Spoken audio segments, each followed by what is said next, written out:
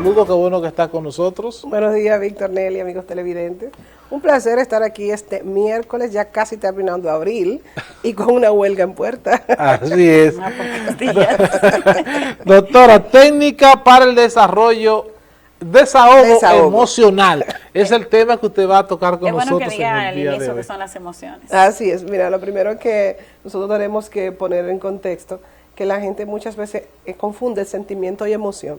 La emoción es una reacción bioquímica no controlada de inmediata por la voluntad del cerebro que se produce ante un pensamiento o una situación que me desencadena una respuesta agradable o desagradable, por lo cual las emociones pueden ser buenas o malas dependiendo del pensamiento o la acción que la desencadenen. No controladas por el cerebro. No son controladas por el cerebro. De hecho, el cerebro tiene una mitad que es inconsciente, una mitad que procesa conscientemente, y las emociones se producen en la parte del cerebro que no es controlada por nosotros. Genera como un estímulo muscular, porque la gente, por ejemplo, cuando están nerviosos, tensos, ansiosos. Así es. Por eso decimos que hay muchas reacciones bioquímicas, como por ejemplo el amor, que es una emoción.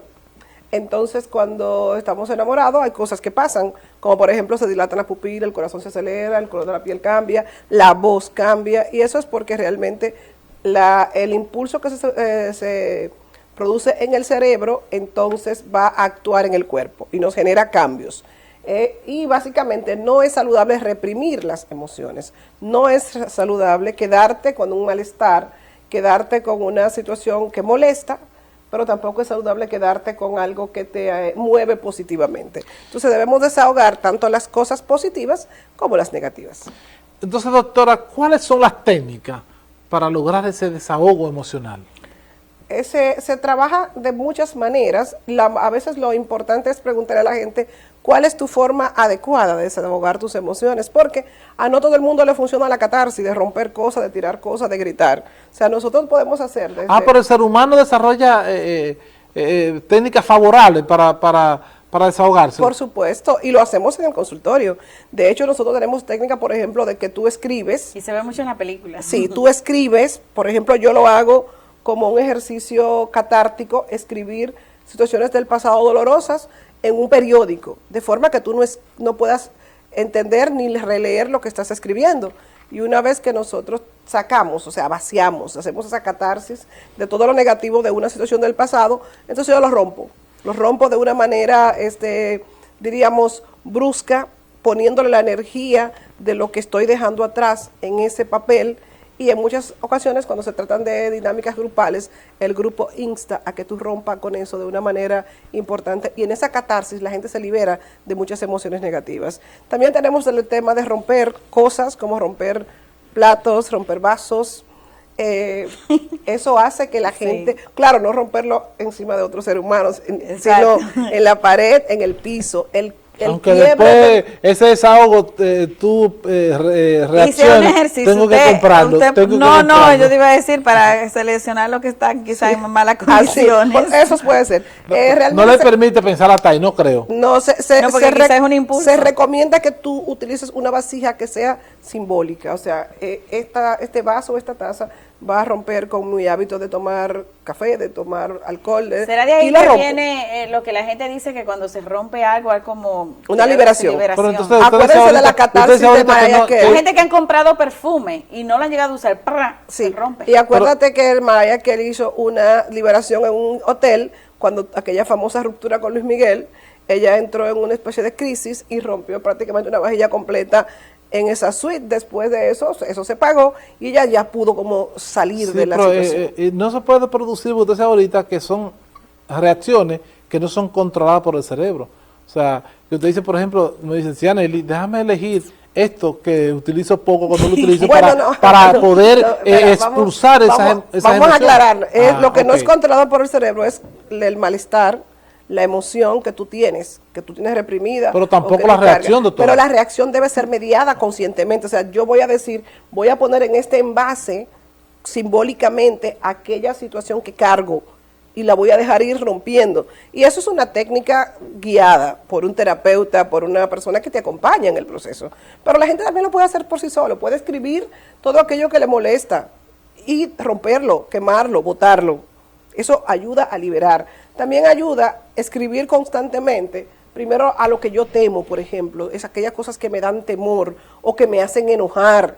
Debería escribirlo porque la única Imagino, forma... doctora, acá son técnicas lo de escribir eso de los intelectuales, ¿verdad? De los cosas. Sirve para todo el mundo, porque mira, no es para que tú lo escribas, para que tú lo expongas.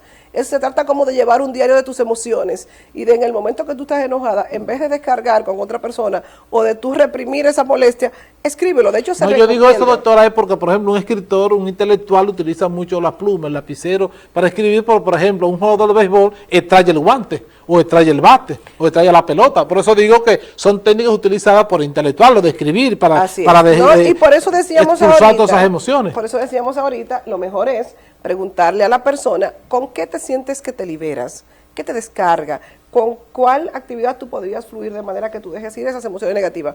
Se recomienda escribir, se recomienda bailar tu música favorita, poner tu música favorita a todo volumen en tu habitación, cerrar la puerta y bailar hasta que te canses y hasta que sientas que liberaste esa energía reprimida.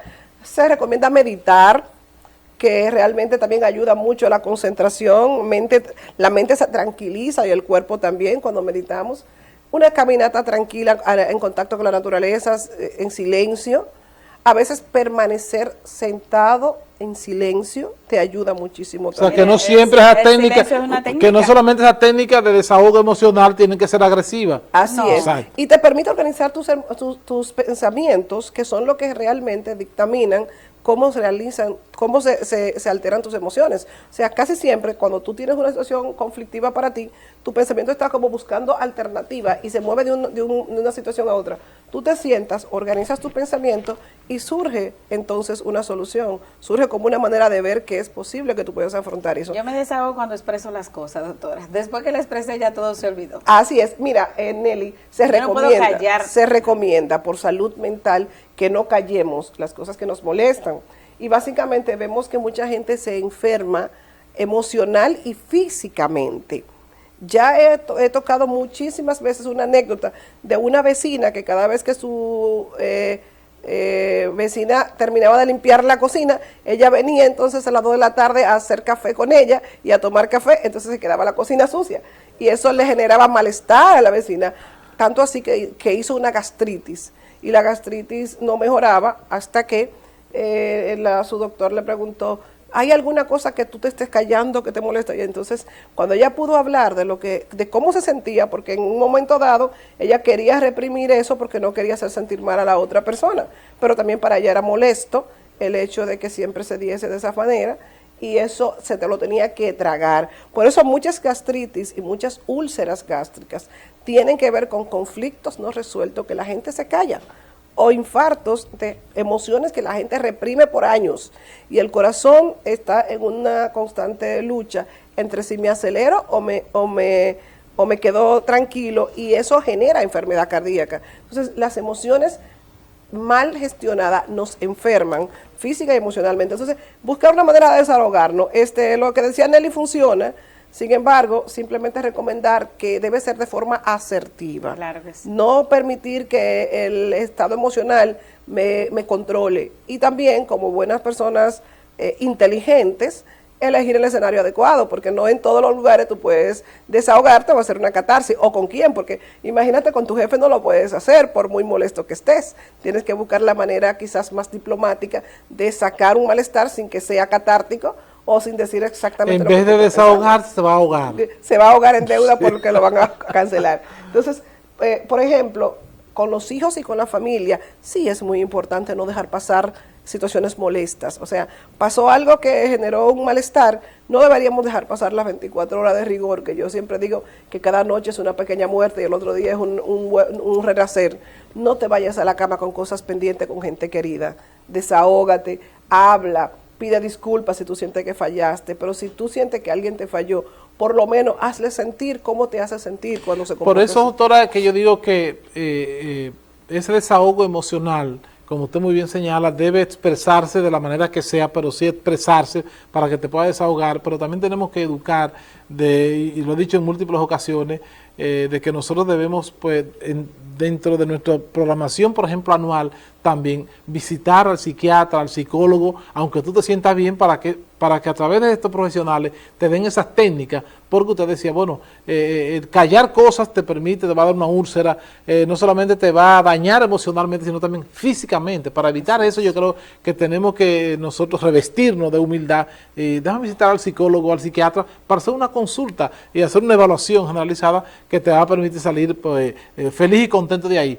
Porque de no hacerlo, entonces estamos expuestos a que podamos nosotros padecer una situación como esa, como es, por ejemplo, usted habla hoy del desahogo emocional. Mira, la gente no está consciente de qué tan cargado está emocionalmente hasta que no se explora y reconoce en tantas áreas que su cuerpo reacciona de esa manera. Alguien me decía ayer que fue a fisiatría porque tenía una bola en el cuello, me decía una bola literalmente, y que entonces lo que hicieron fue que la mandaron a dar masajes, que si yo hubiese sabido que era darse masaje, no hubiese ido a fisiatría.